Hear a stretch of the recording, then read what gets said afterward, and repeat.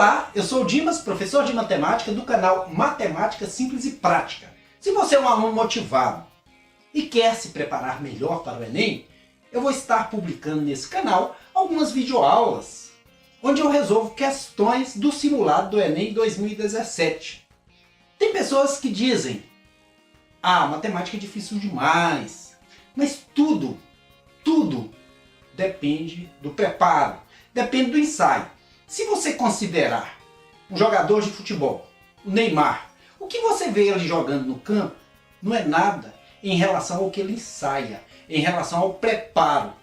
Se você vê um artista, um músico, um artista de cinema, todas as apresentações são precedidas por cansativos ensaios intermináveis.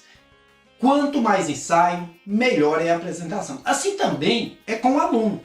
Se você quer ser um aluno que se dá bem nas provas, nos concursos, nos vestibulares, no Enem, meu amigo, você tem que ensaiar muito.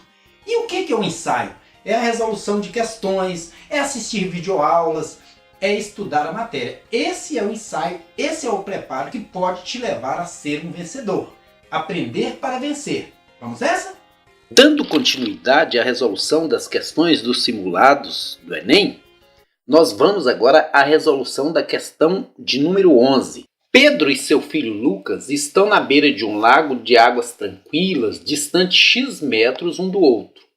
Antes de pescar, iniciaram uma brincadeira, começaram a bater a vara de pescar na água, gerando ondas circulares de raios diferentes.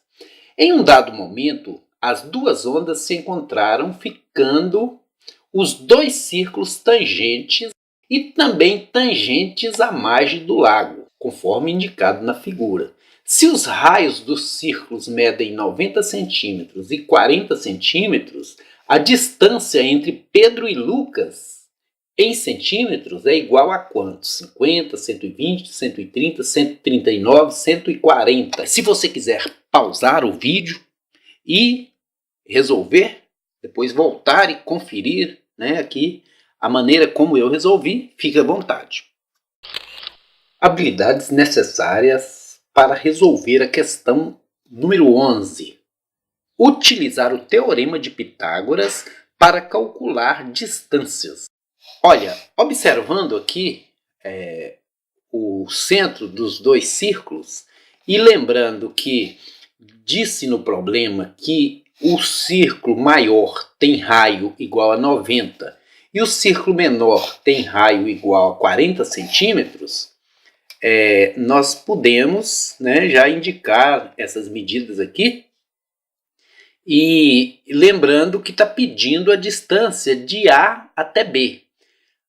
Pensando na questão de montar aqui um triângulo, a gente pode deslocar essa retinha aqui para baixo, o que nos permite criar um triângulo, sendo que esse cateto aqui do triângulo, esse cateto menor, como disse que o raio do círculo maior é 90, nós podemos concluir que de 90, se a gente extrair esse raio aqui, que é 40 centímetros, vai sobrar quanto? Vai sobrar 50 centímetros para ser a medida desse cateto. Porque se o raio do círculo maior é 90, ele é 90 em qualquer direção, nessa que já está, em qualquer outra. Assim, também o raio do círculo menor é 40 em qualquer direção, inclusive nessa, o que daria 40. Então, abatendo esses 40 nos 90 centímetros do raio do círculo maior, teremos esse cateto do triângulo com 50 centímetros. E aí, formou-se um triângulo retângulo. Nesse momento, a gente pode entrar com o tão útil e famoso Teorema de Pitágoras, que diz que em um triângulo retângulo, hipotenusa ao quadrado, esse lado maior ao quadrado, tem que ser exatamente igual à soma dos catetos ao quadrado. 50 ao quadrado mais x ao quadrado. Com isso, 130 ao quadrado aparentemente é um número grande, mas pensemos no seguinte, o 13 ao quadrado, 169. Nós podemos pensando em elevar ao quadrado, o zero aqui vai virar 2 zeros, porque 10 que tem um zero ao quadrado viraria 100 que tem 2 zeros. 50 ao quadrado da mesma maneira, 5 ao quadrado 25, um zero vira 2 zeros, pelo mesmo motivo que eu já disse. Agora, se nós passarmos 2.500 para o primeiro membro da equação, 16.900 menos 2.500 igual a x ao quadrado. 16.900 menos 2.500, vamos ver rapidinho o que dá aqui. Rapidinho aqui, não, 0 menos 0, 0, 0 menos 0, 0, 9 menos 5, 4, 6 menos 2, 4, 1. Então deu 14.400 igual a x ao quadrado. Para extrairmos a raiz quadrada desse número, pensando em ganhar tempo, 144 tem raiz que é 12 e a maioria das pessoas conhece. Então nós vamos pôr raiz quadrada em ambos os membros e a raiz quadrada desse número 14.400 é 120. Por quê? Porque a raiz de 144 é 12. Pelo mesmo caso aqui, só que inverso, lá de cima que a gente disse que um zero ao quadrado vira 2 zeros, 2 zeros extraindo-se a raiz quadrada também vira um zero. É o inverso, né? Porque a radiciação é sempre o inverso da potenciação, igual a x. Uma vez que essa raiz elimina esse expoente. A radiciação é o oposto da potenciação. Uma anula a outra. Então o x é igual a 120. Solução do problema. A distância entre A e B é de 120 centímetros. Alternativa correta, letra B. Vamos agora à resolução da questão número 12. A figura representa o mapa do sítio do Sr. Paulo e está na escala de 1 para 10.000. Ele pretende cercar o sítio com 2 voltas de arame. Quantos metros de arame ele vai gastar? Esse é o momento de você pausar o vídeo e resolver a questão. Habilidades necessárias para resolver a questão número 12. Calcular o perímetro de poliedros. Identificar e operar com proporcionalidades. Nesse caso, está pedindo o perímetro do polígono. Então, vamos aqui, a base do perímetro, 10 centímetros, né, a base do polígono, mais a altura aqui, 6 centímetros, mais essa parte que mede quanto? Como a base é 10, e aqui falta um pedaço de 2, 10 menos 2, 8 centímetros. Mais essa pequena altura aqui que mede 2 centímetros, porque 8 menos 6 dá 2, mais essa parte aqui que mede 2, mais a altura aqui da lateral esquerda que mede 8 centímetros. Juntando tudo, 16 e 8, 24, 26, 28, 36 centímetros. Porém, a escala é de 1 para 10.000, ou seja, 1 centímetro na planta, no mapa, representa 10.000 centímetros no sítio do Sr. Paulo. Então vamos multiplicar 36 por 10.000. 36 por 10.000, nós podemos fazer 36 vezes 1, 36 e contar 1, 2, 3, 4 zeros, 1, 2, 3, 4 zeros. Uma volta completa vai dar 360.000 centímetros. A gente sabe que lá no sítio a medida é em metros, porque a resposta é em metros.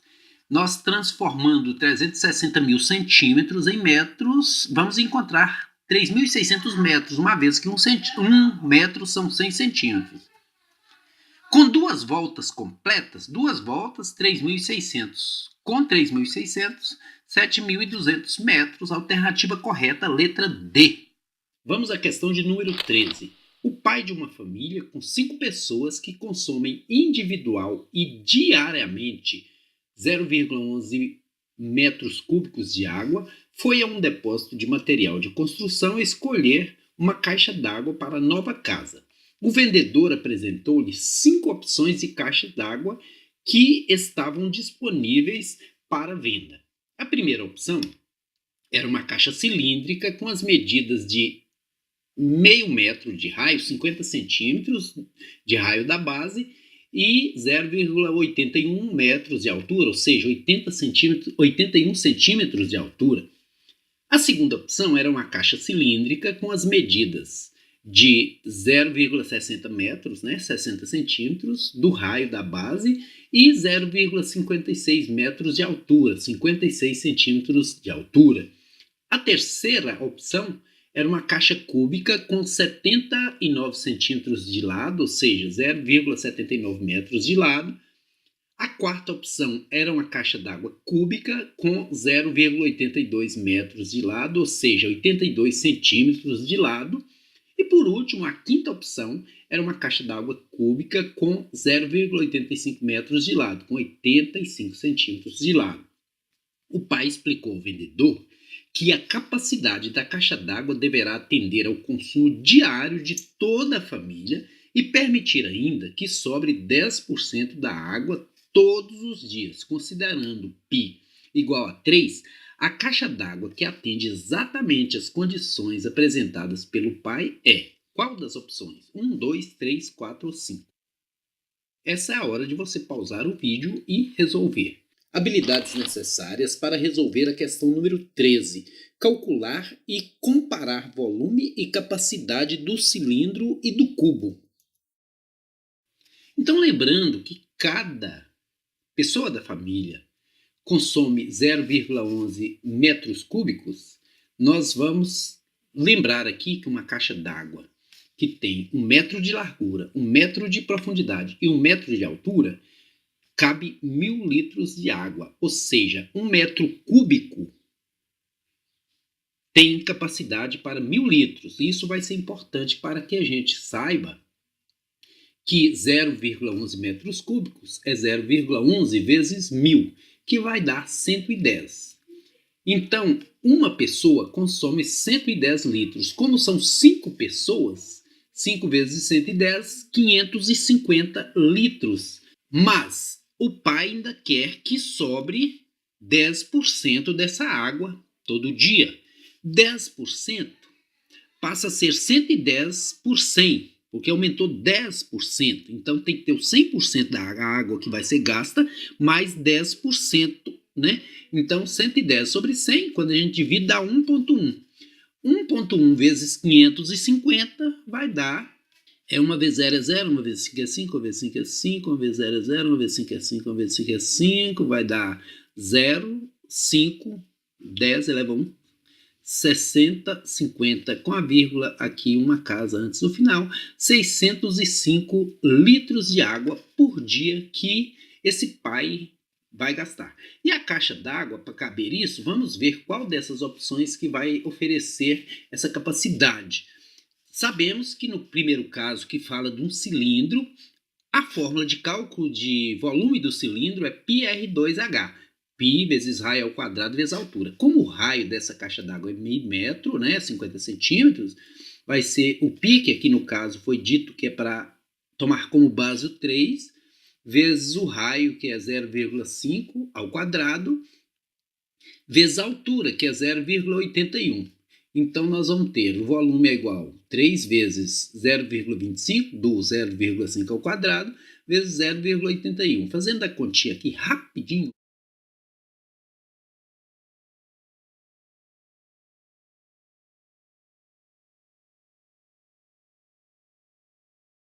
5,7060. 0,6075. Isso aqui é o mesmo que 607,5 litros. Como a gente já viu, 1 metro cúbico, 1.000 litros. Então, 0,6075, 607,5 litros. Essa caixa não atende à necessidade do pai de família. Então, vamos à segunda opção, que é uma caixa cilíndrica, né? Também usa a fórmula do cilindro, com medidas de 60 centímetros de raio da base, 0,6 ao quadrado aqui, e medida de 0,56 centímetros de altura. Então, 3 vezes 0,36, porque 0,6 ao quadrado é 0,36, vezes 0,56, que vai ser 3 vezes 36, 3 vezes 3, 9, 3 vezes 6, 18, dá 1,08 vezes 0,56. Fazendo a conta rapidíssimo aqui para ganhar tempo, 6 vezes 8, 48, elevamos o 4. 6 vezes 0, 0 e 4 é 4. 6 vezes 1, 6. 5 vezes 8, 40. Levamos o 4. 5 vezes 0, 0 e 4 é 4. 5 vezes 1, 5. 0, 0, 0. Somando aqui as parcelas, 8, 4, 10 eleva a 1, 6. 4 casas após a vírgula, né? Então temos 0,6048. Isso transformado em litros. 604,8 litros. Atende às necessidades desse pai.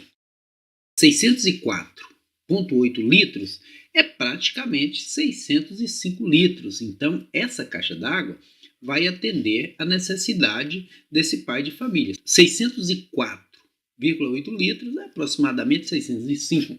Então, a alternativa correta, letra B. Vamos agora à resolução da questão de número 14. A imagem a seguir mostra uma clepsidra e uma anticlepsidra. Então, aqui está a clepsidra e aqui está a anticlepsidra. Mas o que é uma clepsidra? A sua definição matemática é a seguinte: dado um cilindro equilátero, os dois cones com vértice no ponto médio do eixo do cilindro e base igual à base do cilindro formam um sólido chamado clepsidra. O sólido que está dentro do cilindro e fora da clepsidra é chamado de anticlepsidra, né, que seria esse caso aqui do azul. Qual é a fórmula que permite determinar o volume da anticlepsidra de um cilindro cujo raio é R? Essa é a hora de você pausar o vídeo e tentar resolver. Habilidades necessárias para resolver a questão 14. Calcular o volume do cone reto. Calcular o volume do cilindro. Então, vamos partir do volume do cilindro, que é a peça inteira, né, na qual a clepsidra está inserida. Então, nós temos aí o volume do cilindro, que é πr2H. Então, nós temos a base aqui, que dá 2R's, e diz que o cilindro é equilátero. Equilátero, equivalentes lados. Então, esse tem que ser do mesmo tamanho desse. Como esse é 2R, esse também. Então, calculando a área, o volume do cilindro, volume do cilindro é igual a π vezes raio ao quadrado vezes 2R. Por que 2R vieram no lugar da altura? Porque a altura equivale a 2 raios, uma vez que esse cilindro é equilátero. Volume igual a 2πr3, porque R2 vezes R, R3. E esse 2 foi multiplicado, veio aqui, né? O produto 2πr3. Esse é o volume do cilindro. Agora, nós vamos procurar o volume dos dois cones que formam a clepsidra. Observe que tem dois cones formando a clepsidra. Então, esse cone tem o raio da base igual, era do cilindro, e a altura desse cone é a mesma altura do raio da base, porque ele é a metade. Como aqui era 2R, um cone tem altura igual ao raio. Então, como nós calculamos aqui o volume da clepsidra, é o mesmo volume do cone. E o volume do cone é πr2H sobre 3. Por que sobre 3? Porque o cone ele não chega lá em cima com a mesma abertura que começou na base. Ele termina no zero. Por isso, dividido por 3. Então, o volume do cone é igual a πr2 vezes R sobre 3. πr3, porque R2 vezes R, R3 sobre 3.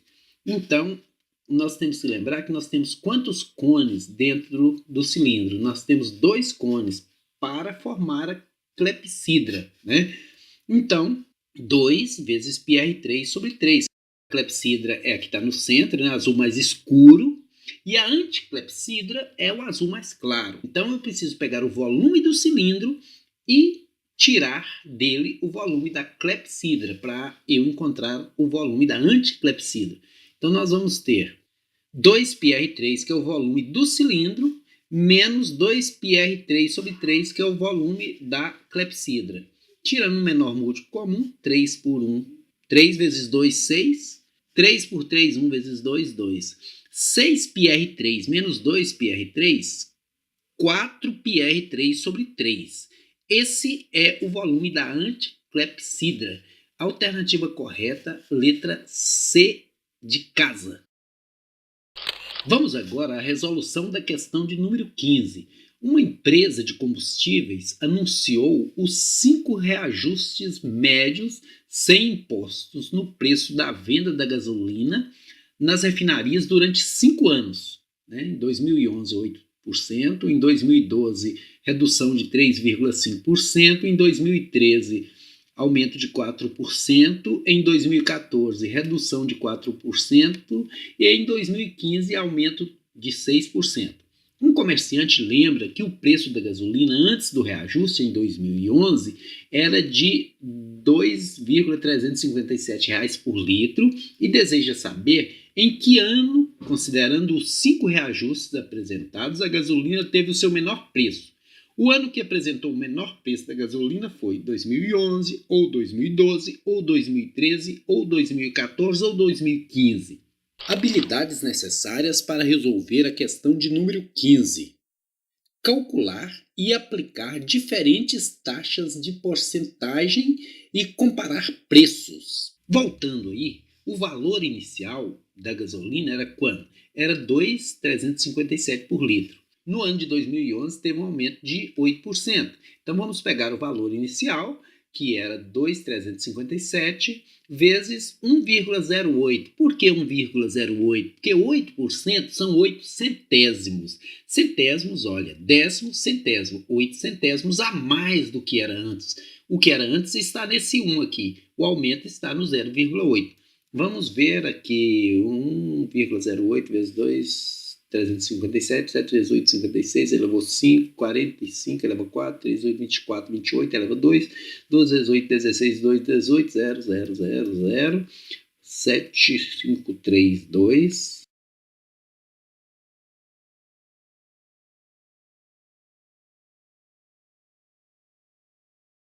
Nós temos aqui que o preço da gasolina é 2,54,556. A gente vai reduzir somente a 2 casas, porque esse valor é tão pequeno depois da segunda casa que ele nem é contado em dinheiro, né? Vamos agora ao segundo ano de 2012, onde houve uma redução do preço da gasolina de 3,5%. Então, o que era antes aqui 2,54 vezes 0,965. Por que isso? Porque vai reduzir, vai ficar abaixo de 1, porque 1 inteiro é 100%. Descontou-se 3,5%, ficou 965. Agora, multiplicando, nós vamos ter 7 vezes 5, 35, 37, 5 vezes 2, 10, 12, 6 vezes 4, 24, eleva 2, 32, eleva 3, 6 vezes 2, 12, 3, 15...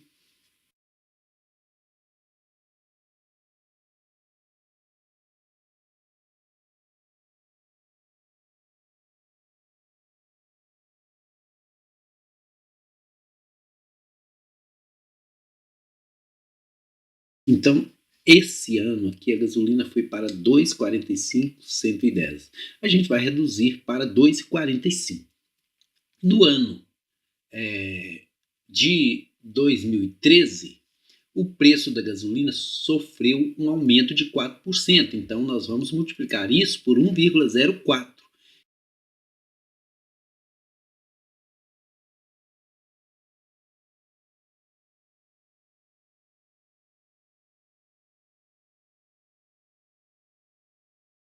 Vai dar 2,54,80. 2,55. Vamos arredondar um pouquinho para cima, porque houve casos que a gente teve umas pequenas perdas. Nesse caso aqui, a gente vai arredondar para cima, né? Agora, no ano de 2014, houve uma queda de 4%. Então, vamos de novo multiplicar por 0,96. Porque um inteiro é 100%, como eu já disse. Se baixou 4%, foi para 96%, 0,96.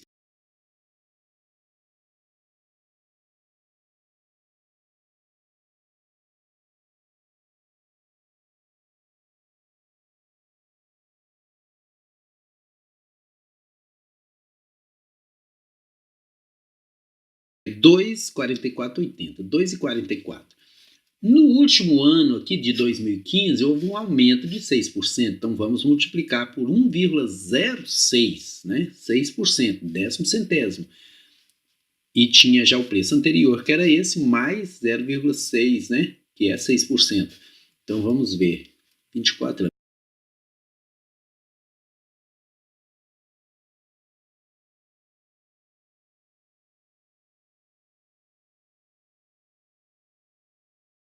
R$ 2,58,64. 2,58. Agora, analisando todos os anos, em qual deles o preço da gasolina foi menor? Observem que o menor preço não foi esse, que é 2,54. Esse é menor que ele. Mas ainda tem esse que é 2,44, que é menor que todos. Olha, 2,58, 2,55, 2,45, 2,44 é o menor preço que ocorreu no ano de 2014. Letra D. Caro aluno, espero que você tenha gostado da videoaula. Se você gostou, inscreva-se aí no canal Matemática Simples e Prática e receba as novas videoaulas que serão publicadas em breve. Um abraço, estudem bastante, sucesso!